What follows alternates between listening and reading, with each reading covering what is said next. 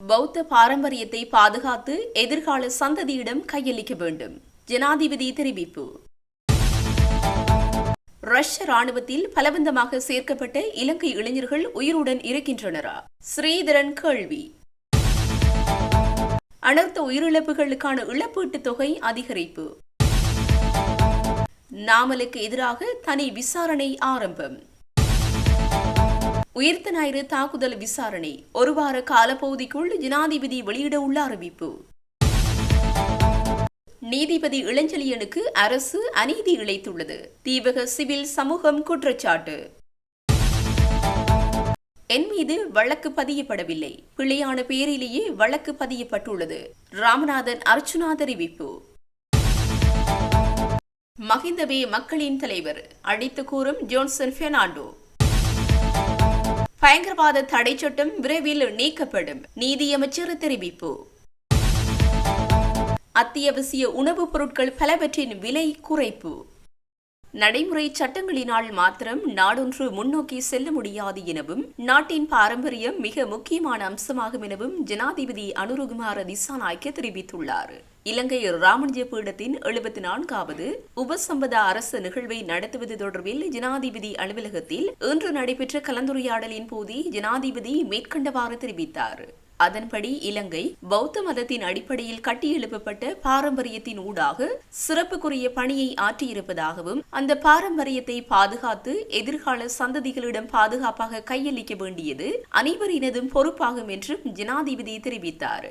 பௌத்த மதத்திற்குள் காணப்படும் முக்கிய நிகழ்வான உபசம்பதா நிகழ்வின் வரலாற்று முக்கியத்துவத்தை இதன்போது நினைவு கூர்ந்த ஜனாதிபதி உபசம்பதா முறை தடைப்படுவது முழு பௌத்த அமைப்பினதும் சிதைவாக அமையும் என்றும் இந்த வரலாற்று பாரம்பரியத்தை பாதுகாத்து கௌரவத்துடன் முன்னோக்கி கொண்டு செல்ல வேண்டும் எனவும் தெரிவித்தார். இலங்கை ராமஞ்ச பீடத்தினால் நடாத்தப்படும் உபசம்பதா தேசிய நிகழ்வு 2025 ஜூன் 30 முதல் ஜூலை 5 வரையில் விஜிதபுர புலுகஸ்வெவ புஞ்சவர்த்த நாராம விஹார மையப்படுத்தி உதகுகேவ சீமா மாலக்கேவில் நடத்தப்பட உள்ளது. 250க்கும் அதிகமான இளம் பிக்குகளுக்கான உபசம்பதா நிகழ்வு அரசாங்க அனுசரணையுடன் நடைபெற உள்ளது.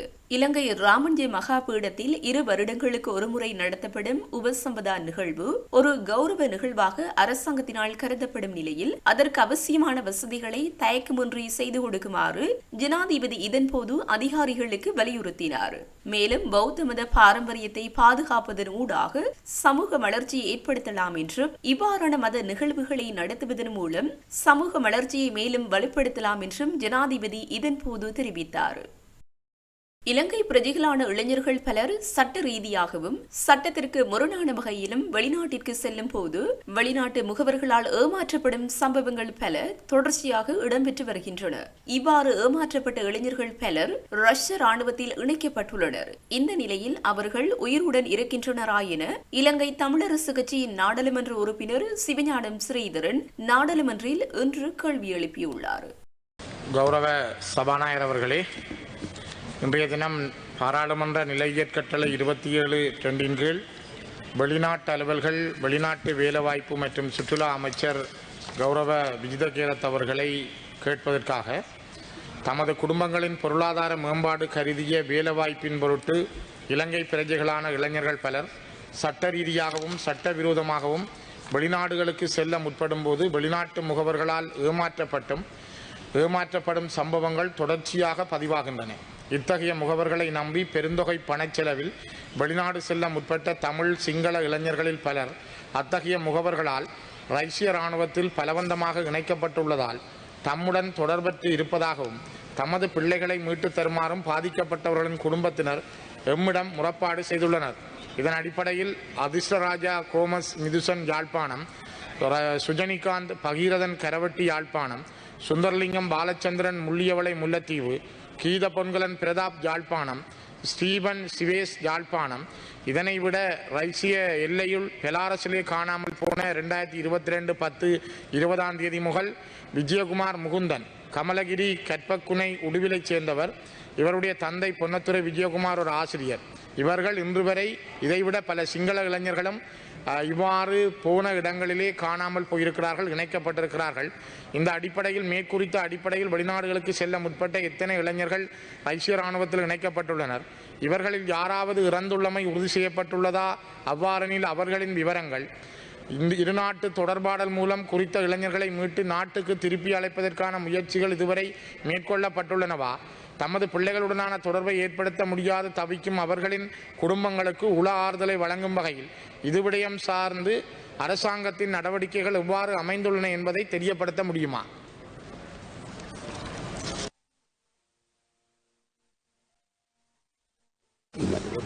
கௌரவ சபாநாயகர் அவர்களே, குறித்த விடயம் தொடர்பாக வெளிநாட்டு அலுவல்கள் அமைச்சர் ரீதியிலே நாங்கள் ராஜதந்திர ரீதியாக அணுகி வருகின்றோம். இந்த கேள்விகள் தொடர்பான புள்ளி விவரவியல் அடிப்படையில் நாங்கள் பதில்களை வழங்குவதற்கு ஒரு வார காலத்திலே நமக்கு உதவுமாறு நாங்கள் கேட்டுக்கொள்கின்றோம்.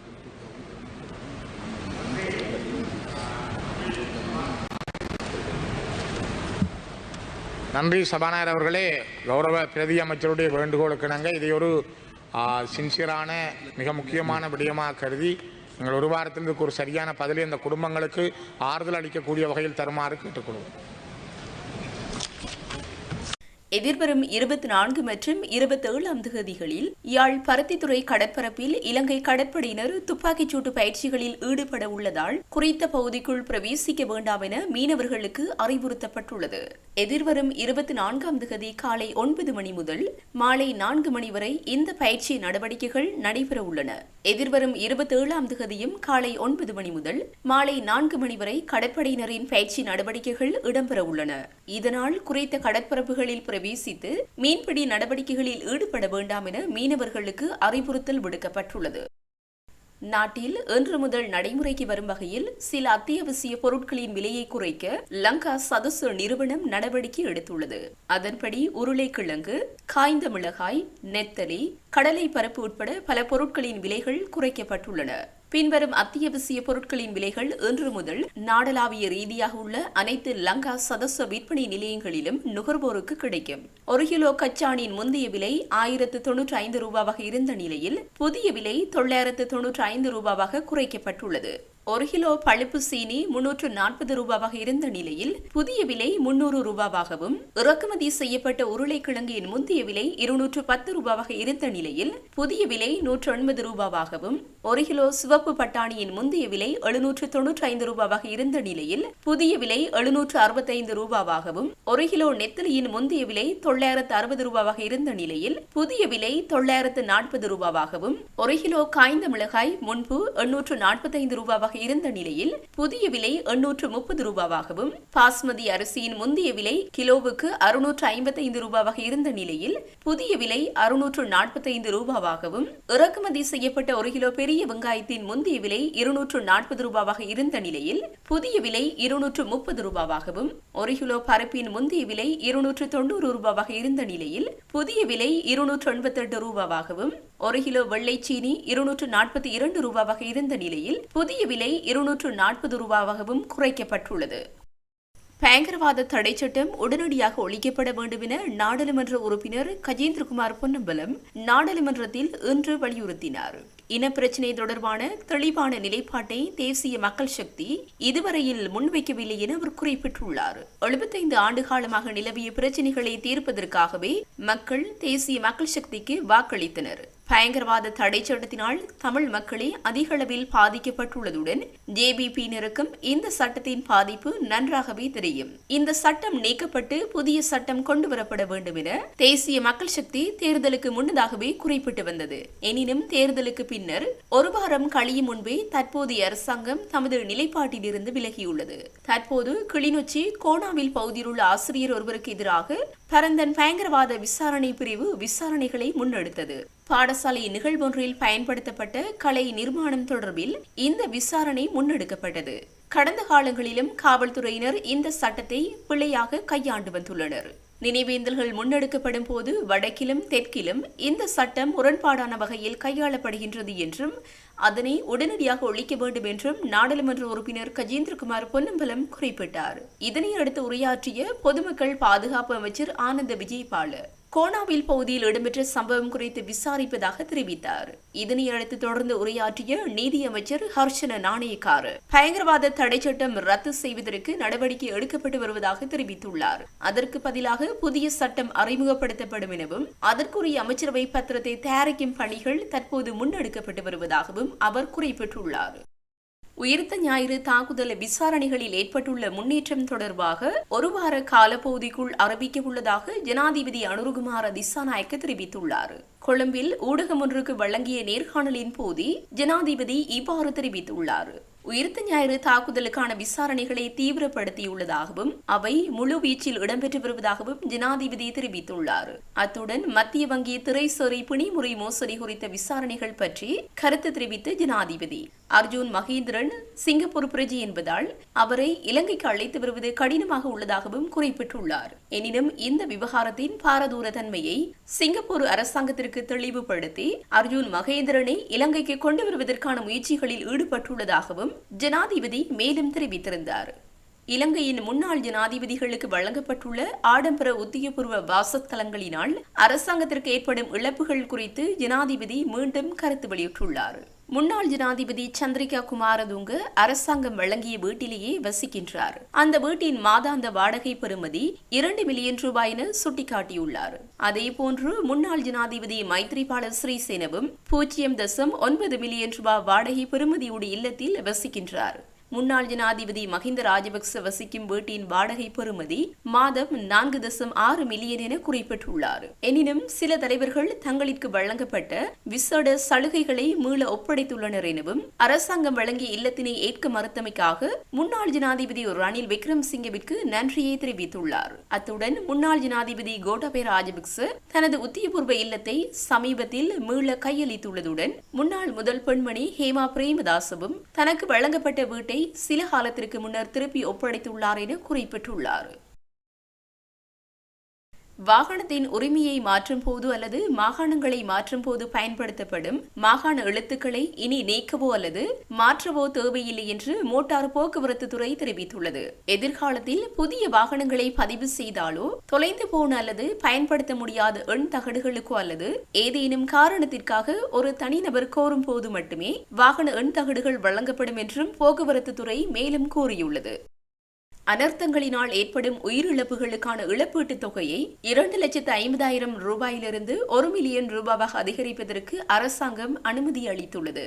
பாதுகாப்பு பிரதி அமைச்சர் தலைமையில் கொழும்பில் நடைபெற்ற கலந்துரையாடலில் வைத்தே இந்த தீர்மானம் எட்டப்பட்டுள்ளது. இதன்போது சீரற்ற காலநிலையினால் பாதிக்கப்பட்டுள்ள மக்களுக்கு உதவிகளை வழங்கும் வகையில் வானிலை ஆராய்ச்சி நிலையம் மற்றும் பாதுகாப்பு அமைச்சு உள்ளிட்ட நிறுவனங்கள் 24 மணி நேரமும் தயார் நிலையில் உள்ளன. அத்துடன் மாவட்ட செயலாளர்கள், பிரதேச செயலாளர்கள், அரசு அதிகாரிகள், முப்படையினர், காவல்துறை, சிவில் பாதுகாப்பு திணைக்களம் மற்றும் பிற நிவாரண அமைப்புகள் அனைத்தும் அனர்த்த நிவாரண பணிகளில் ஈடுபட்டுள்ளன. ஜனாதிபதியின் உத்தரவுக்கமைய அனர்த்த நிவாரண சேவைகளுக்காக 30 மில்லியன் ரூபாய் நிதி ஒதுக்கப்பட்டுள்ளது. இடம்பெயர்ந்தவர்களுக்கு தினசரி உணவு பங்கிட்டு கொடுப்பனவுக்காக ஒருவருக்கு 1,800 ரூபாய் தொடக்கம் குடும்ப அளவை பொறுத்து நிதி ஒதுக்கப்பட்டுள்ளதாக தெரிவிக்கப்பட்டுள்ளது.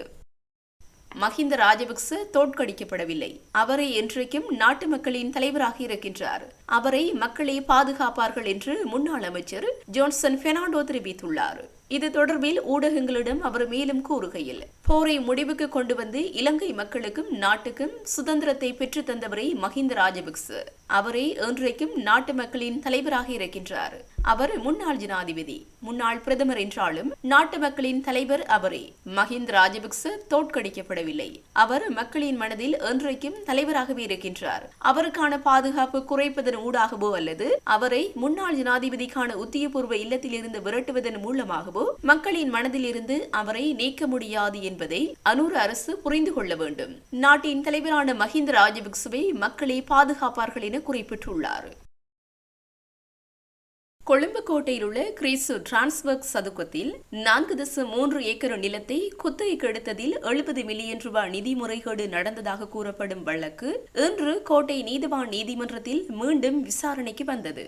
இந்த வழக்கில் சந்தேக நபராக பெயரிடப்பட்டு பிணையில் விடுவிக்கப்பட்டுள்ள ஸ்ரீலங்கா பொதுஜன பெரமுனவின் பாராளுமன்ற உறுப்பினர் நாமல் ராஜபக்சவும் இன்று வழக்கு விசாரணைக்கு அழைத்த போது நீதிமன்றத்தில் ஆஜராகி இருந்தார். வழக்கு விசாரணைக்கு அழைக்கப்பட்ட போது இந்த சம்பவம் தொடர்பாக பாராளுமன்ற உறுப்பினர் நாமல் ராஜபக்சவுக்கு எதிராக லஞ்சம் ஊழல் குற்றச்சாட்டுகளை விசாரிக்கும் ஆணைக்குழு தனி விசாரணையை ஆரம்பித்துள்ளதாக விசாரணை அதிகாரிகள் நீதிமன்றத்தில் தெரிவித்தனர். அதன்படி முன்வைக்கப்பட்ட சமர்ப்பணங்களை பரிசீலித்த கோட்டை நீதிவான் நிபுலே லங்காபுர கிரேஸ் நிதி மோசடி தொடர்பாக குற்றப்புலனாய்வு திணைக்களத்தால் நீதிமன்றத்தில் நடத்தப்பட்டு வரும் வழக்கை ஜூன் 4ஆம் தேதி சட்டம் அதிபரின் ஆலோசனைக்காக மீண்டும் விசாரணைக்கு எடுத்துக்கொள்ள உத்தரவிட்டார்.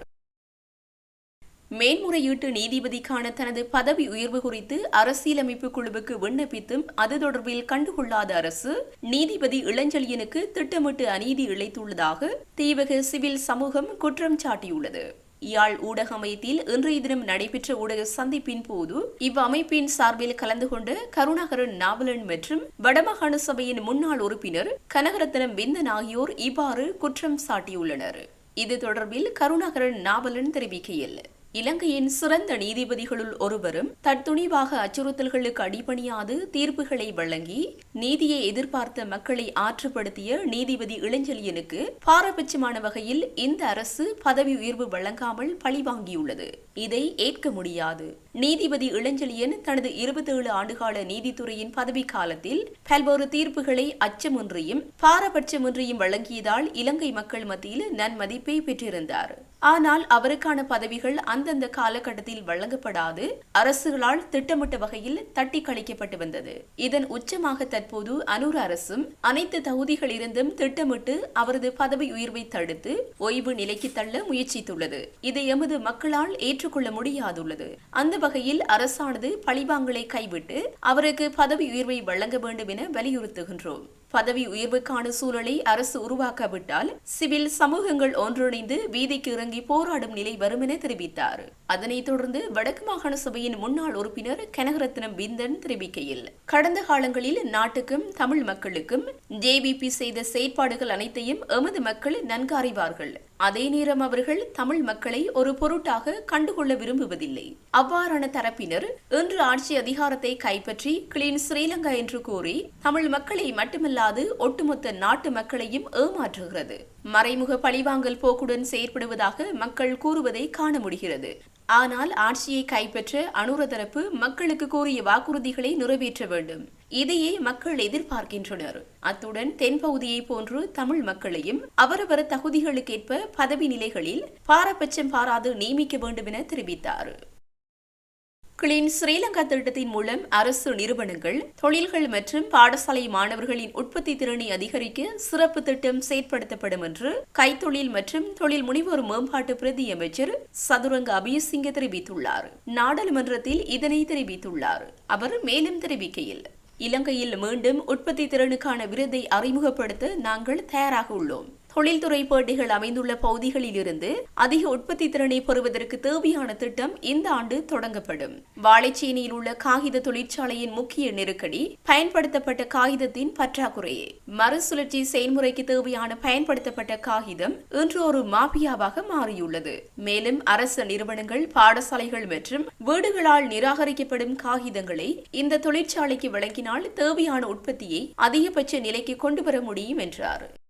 கடற்றொழில் அமைச்சர் ராமலிங்கம் சந்திரசேகரன் மற்றும் வன்னி மாவட்ட நாடாளுமன்ற உறுப்பினர் துரைராசா ரவிகரன் ஆகியோருக்கு இடையில் சந்திப்பொன்று இடம்பெற்றுள்ளது. இச்சந்திப்பில் முல்லைத்தீவு, மன்னார், யாழ்ப்பாணம், கிளிநொச்சி ஆகிய வடபகுதி மீனவர்கள் எதிர்கொள்ளும் பிரச்சினைகள் தொடர்பில் வன்னி மாவட்ட நாடாளுமன்ற உறுப்பினர் துரைராசா ரவிகரனால் கடற்றொழில் அமைச்சருக்கு எடுத்துரைக்கப்பட்டதுடன் கடற்றொழிலாளர்களின் பிரச்சினைகளுக்கு தீர்வு காண நடவடிக்கை எடுக்குமாறும் இதன்போது வலியுறுத்தப்பட்டுள்ளது. குறிப்பாக வடபகுதியில் இடம்பெறும் சட்டவிரோத கடற்றொழில் செயற்பாடுகளால், இந்திய இழுவை படகுகளின் அத்துமீறிய செயற்பாடுகளால் கடல் வளங்கள் அழிக்கப்படுதல் மற்றும் வடபகுதி மீனவர்களின் மீன்பிடி உபகரணங்கள் சேதமாக்கப்படுதல் உள்ளிட்ட பிரச்சினைகள் சுட்டிக்காட்டப்பட்டுள்ளது. எனவே மீனவர்கள் எதிர்நோக்கும் இன பிரச்சினைகளுக்கு தீர்வு காண நடவடிக்கை எடுக்குமாறும், அவ்வாறு நடவடிக்கை எடுக்க தவறின் மீனவ மக்கள் பாரிய போராட்டங்களில் ஈடுபட வேண்டிய நிலை ஏற்படும் எனவும் இதன்போது நாடாளுமன்ற உறுப்பினர் ரவிகரனால் கடற்றொழில் அமைச்சரிடம் தெரிவிக்கப்பட்டுள்ளது. அத்தோடு முல்லைத்தீவு மாவட்ட கடற்றொழில் நீரியல் வளத்துறை திணைக்களத்தில் காணப்படும் ஆளணி பற்றாக்குறைகளை நிவர்த்தி செய்து தருமாறு பேசப்பட்டுள்ளதுடன் அது தொடர்பிலான மகஜரும் பாராளுமன்ற உறுப்பினரால் கடற்றொழில் அமைச்சரிடம் கையளிக்கப்பட்டுள்ளது. இந்த நிலையில் தம்மால் முன்வைக்கப்பட்ட விடயங்கள் தொடர்பிலும் கையளிக்கப்பட்ட மகஜர்கள் தொடர்பிலும் கவனம் செலுத்துவதாக கடற்றொழில் அமைச்சர் தெரிவித்துள்ளதாக நாடாளுமன்ற உறுப்பினர் ரவிகரன் தெரிவித்துள்ளமை குறிப்பிடத்தக்கது. விஞ்ஞான மற்றும் தொழில்நுட்ப அமைச்சர் கிருஷாந்த் அபிசேனவின் பெயருக்கு முன்னால் இடம்பெற்ற பேராசிரியர் என்ற பட்டம் நாடாளுமன்ற வலைதளத்திலிருந்து நேற்று நீக்கப்பட்டுள்ளது. அமைச்சரின் தனிப்பட்ட வேண்டுகோளின் பேரில் இந்த நீக்கம் செய்யப்பட்டதாக நாடாளுமன்ற வட்டாரங்கள் உறுதிப்படுத்தியுள்ளன. இந்த விவகாரம் தொடர்பாக நடத்தப்பட்ட சிறப்பு விசாரணையில் அமைச்சர் கிருஷாந்த் அபிசேன முன்னர் பேராசிரியர் பதவியை வகித்திருந்தாலும் தற்போது பல்கலைக்கழக சேவையில் இல்லாததால் அந்த பட்டத்தை பயன்படுத்துவதில்லை என்று வலியுறுத்தியுள்ளார். மேலும் உண்மைகளை விளக்கிய அபிசேன நாடாளுமன்றத்தின் ஹன்சாட் பதிவுகளில் கூட பேராசிரியர் என்ற பட்டம் தனது பெயருடன் குறிப்பிடப்படவில்லை, எந்த ஒரு அதிகாரப்பூர்வ ஆவணத்திலும் அந்த பட்டத்தை பயன்படுத்துவதில்லை என்றும் விளக்கம் அளித்துள்ளார். முன்னதாக நாடாளுமன்ற வலைதளத்திலிருந்து நீதியமைச்சர் வழக்கறிஞர் ஹர்ஷன நாணயக்காரவின் பெயருக்கு முன் வைத்தியர் என்ற பட்டம் தவறாக குறிப்பிடப்பட்டதாகவும் பின்னர் அமைச்சரின் வேண்டுகோளின் பேரில் அது நீக்கப்பட்டதாகவும் கூறப்படுகிறது. ராமநாதன் லோச்சனவுக்கு எதிராகவே அனுராதபுரம் நீதவான் நீதிமன்றத்தில் வழக்கு தாக்கல் செய்யப்பட்டுள்ளது. எனக்கும் இந்த வழக்குக்கும் சம்பந்தமில்லை என யாழ் மாவட்ட பாராளுமன்ற உறுப்பினர் ராமநாதன் அர்ச்சுனா தெரிவித்துள்ளார். இன்று நீதிமன்றம் சென்று திரும்பிய போது ஊடகங்களுக்கு கருத்து தெரிவிக்கையில் ராமநாதன் லோச்சன் என்ற நபரை போலீசார் தேடி வருகின்றனர். அவர் நான் இல்லை, ராமநாதன் லோச்சன் என பெயர் குறிப்பிடப்பட்டுள்ளது. இந்த வழக்கு சம்பந்தமான விளக்கங்களுக்கு எனது சமூக ஊடக காணொலியை பார்வையிடுங்கள் என ஊடகவியலாளர்களுக்கு தெரிவித்துள்ளார். பாராளுமன்ற உறுப்பினர் ராமநாதன் அர்ச்சுனா பேஸ்புக் அறிக்கையொன்றை வெளியிட்டுள்ளார். அதில் பாராளுமன்ற உறுப்பினர் ஒருவரை அடையாளப்படுத்த முடியவில்லை, சம்பவத்துடன் தொடர்புடைய நபர் ஒருவரின் பெயரை சரியாக பதிவு செய்ய போலீசார் தவறியுள்ளதாக விமர்சித்துள்ளார். அனுராதபுரம் ரம்பேப பகுதியில் நேற்று போக்குவரத்து போலீசாரின் கடமைகளுக்கு இடையூறு விளைவித்த குற்றச்சாட்டின் பேரில் இன்றைய தினம் அனுராதபுரம் நீதிவான் நீதிமன்றில் ஆஜராகுவதற்காக பாராளுமன்ற உறுப்பினர் ராமநாதன் அர்ச்சுனா சென்றுள்ளார். VIP விளக்குகளை பயன்படுத்தி போக்குவரத்துக்கு இடையூறாக இருந்ததற்காக அர்ச்சுனாவின் வாகனம் நிறுத்தப்பட்டதால் போலீசாருடன் வாக்குவாதத்தில் ஈடுபட்டுள்ளார். இதனையடுத்து அவருக்கு எதிராக சட்ட நடவடிக்கை ஆரம்பிக்கப்பட்டுள்ளதாக போலீஸ் ஊடக பேச்சாளர் புத்திக மனதுங்க தெரிவித்ததை அடுத்து அனுராதபுரம் நீதிவான் நீதிமன்றில் வழக்கு தாக்கல் செய்யப்பட்டது. குறித்த வழக்கு இன்றைய தினம் விசாரணைக்கு எடுத்துக் கொள்ளப்பட்ட போது சந்தேக நபரை அடையாளப்படுத்த முடியாமல் போனமையினால் பிப்ரவரி மாதம் 3ஆம் தேதிக்கு ஒத்திவைக்கப்பட்டது. நீதிமன்றில் சமர்ப்பிக்கப்பட்டுள்ள மனுவில் பாராளுமன்ற உறுப்பினர் ராமநாதன் லோச்சனவுக்கு எதிராக வழக்கு தாக்கல் செய்யப்பட்டுள்ளதாகவும் அவரது சாரதி அனுமதி பத்திரத்தில் அர்ச்சுனா ராமநாதன் என்ற பெயரே உள்ளதாகவும் அர்ச்சுனா சுட்டிக்காட்டியுள்ளார். இந்த நிலையில் உரிய சந்தேக நபரை கண்டுபிடித்து நீதிமன்றத்திற்கு அறிவிக்குமாறு நீதிமன்றம் போலீசாருக்கு அறிவித்துள்ளதாக அர்ச்சுனா தெரிவித்துள்ளார். முன்னாள் ஜனாதிபதி மஹிந்த ராஜபக்ச இந்த நாட்டில் பயங்கரவாதத்தை தோற்கடித்தார் என்றும் இதன் காரணமாக அவரது பாதுகாப்பு தொடர்பில் கவனம் செலுத்த வேண்டும் எனவும் முன்னாள் நாடாளுமன்ற உறுப்பினர் விமல் வீரவன்ச கூறியுள்ளார். தேசிய சுதந்திர முன்னணி கட்சி தலைமையகத்தில் இன்று நடைபெற்ற செய்தியாளர் சந்திப்பில் கலந்து கொண்டு உரையாற்றும் போதே அவர் இவ்வாறு தெரிவித்துள்ளார். மேலும் தெரிவித்த அவர், இந்த அரசாங்கம் இன்னும் எதிர்க்கட்சியில் இருப்பதாக நினைத்துக் கொண்டு செயற்படுவது போல தோன்றுகிறது. இந்த செயற்பாடு மக்களின் அடிப்படை பிரச்சினைகளை மறக்க செய்கிறது. இந்தியாவுடன் கையெழுத்திடப்படும் ஒப்பந்தங்கள் பற்றிய பிரச்சினைகள் மக்களிடமிருந்து மறைக்கப்பட்டுள்ளது. எட்கா ஒப்பந்தம் பற்றிய பிரச்சினைகள் முடக்கப்பட்டுள்ளது. நாம் விரும்பினாலும் விரும்பாவிட்டாலும் மஹிந்த ராஜபக்ச ஒரு ஆபத்தை எடுத்து இந்த நாட்டில் பயங்கரவாதத்தை தோற்கடித்தார் என்பதை ஏற்றுக்கொள்ள வேண்டும். அத்தகைய நபருக்கு உயிருக்கு எந்த ஆபத்தும் இல்லை என்று சொல்ல முடியாது. இந்த நாட்டில் உள்ள பிரச்சனைகளுக்கு சரியான பதில் கிடைக்க வேண்டும். இல்லையெனில் தற்போதைய அரசாங்கத்தின் ஆட்சி நீண்ட காலம் நீடிக்காது என்றார்.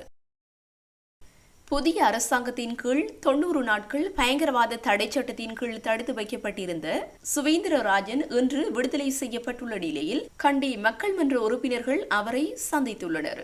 இதேவேளை பயங்கரவாத தடை சட்டத்தை நீக்குவது குறித்து தனது தேர்தல் வாக்குறுதியை தேசிய மக்கள் சக்தி நீக்க வேண்டும் என மக்கள் மன்றம் வேண்டுகோள் விடுத்துள்ளது. இது தொடர்பில் மக்கள் மன்றம் மேலும் தெரிவித்துள்ளதாவது, புதிய அரசாங்கத்தின் கீழ் 90 நாட்கள் தடுப்பு காவலில் வைக்கப்பட்டிருந்து மாத்தளை நீதிவான் நீதிமன்றத்தால் இன்று விடுவிக்கப்பட்ட தமிழ் அரசியல் கைதி சுப்பிரமணியம் சுவேந்திரராஜனை கண்டி மக்கள் மன்ற உறுப்பினர்கள் இன்று சந்தித்தனர். 15 ஆண்டுகளாக பயங்கரவாத தடை சட்டத்தின் கீழ் சட்டவிரோதமாக தடுத்து வைக்கப்பட்டிருந்த சுவேந்திரராஜன் கடந்த ஆண்டின் தொடக்கத்தில் விடுதலை செய்யப்பட்டார். ஆனால் அர்ஹம்குடா சம்பவத்தை தொடர்ந்து 2024 அக்டோபரில் மீண்டும் பயங்கரவாத தடை சட்டத்தின் கீழ் அவர் கைது செய்யப்பட்டார். அவர் மீண்டும் விடுதலை செய்யப்பட்டுள்ளார். ஆனால் மாதத்தின் ஒவ்வொரு கடைசி ஞாயிற்றுக்கிழமையும் போலீஸ் நிலையத்தில் கையெழுத்திடுமாறு கூறப்பட்டுள்ளது. அண்ணளவாக 5 தசாப்தங்களாக இலங்கை அரசால் பயங்கரவாத தடை சட்டத்தினால் இரக்கமின்றி துன்புறுத்தப்பட்டு வரும் பல நூற்றுக்கணக்கான பாதிக்கப்பட்டவர்களில் சுவேந்திரராஜன் ஒருவர். 1979 ஆண்டு தற்காலிக சட்டமாக அறிமுகப்படுத்தப்பட்டதிலிருந்து 45 ஆண்டுகளுக்கு பிறகும் இலங்கை அரசால் இன மற்றும் மத சிறுபான்மை சமூகங்கள் மற்றும் அதிருப்தியாளர்களுக்கு எதிராக பயங்கரவாத தடை சட்டம் தொடர்ந்து ஆயுதமாக பயன்படுத்தப்படுகிறது. கொடூரமான பயங்கரவாத தடை சட்டத்தை ரத்து செய்வதற்கான தேர்தல் வாக்குறுதியை நிறைவேற்றுமாறு தேசிய மக்கள் சக்தி அரசாங்கத்தை நாங்கள் கேட்டுக்கொள்கிறோம் என்றுள்ளது. மட்டக்களப்பு வாழைச்சேனை போலீஸ் பிரிவின் புரைந்துறை சேனையில் சகோதரரால் குடும்பஸ்தர் ஒருவர் கூறிய ஆயுதம் ஒன்றினால் தாக்கப்பட்டு கொலை செய்யப்பட்டதாக போலீசார் தெரிவித்தனர். இச்சம்பவமானது இன்று காலை இடம்பெற்றுள்ளது. சாதோலிய பாடசாலை வீதி வாழைச்சேனையைச் சேர்ந்த சீனி முகமது முசாமில் என்ற 43 வயதுடையவரை சம்பவத்தில் உயிரிழந்துள்ளார். சகோதரனான தம்பி உயிரிழந்தவரின் வீட்டிற்கு சென்று பணம் தருமாறு கேட்டதாகவும் அதற்கு அவர் மறுப்பு தெரிவித்த போது இடம்பெற்ற வாக்குவாதத்தினால் கோபம் கொண்ட தம்பி அண்ணனை கூறிய ஆயுதத்தால் தாக்கிவிட்டு தப்பிச் சென்றதாக போலீசார் தெரிவித்தனர். தப்பியோடி தலைமறைவாகிய சகோதரனை கைது செய்யும் நடவடிக்கையில் போலீசார் ஈடுபட்டுள்ளனர். சடலம் வாழைச்சேனை ஆதார வைத்தியசாலையில் வைக்கப்பட்டுள்ளதுடன் போலீசார் மேலதிக விசாரணைகளை மேற்கொண்டு வருகின்றனர்.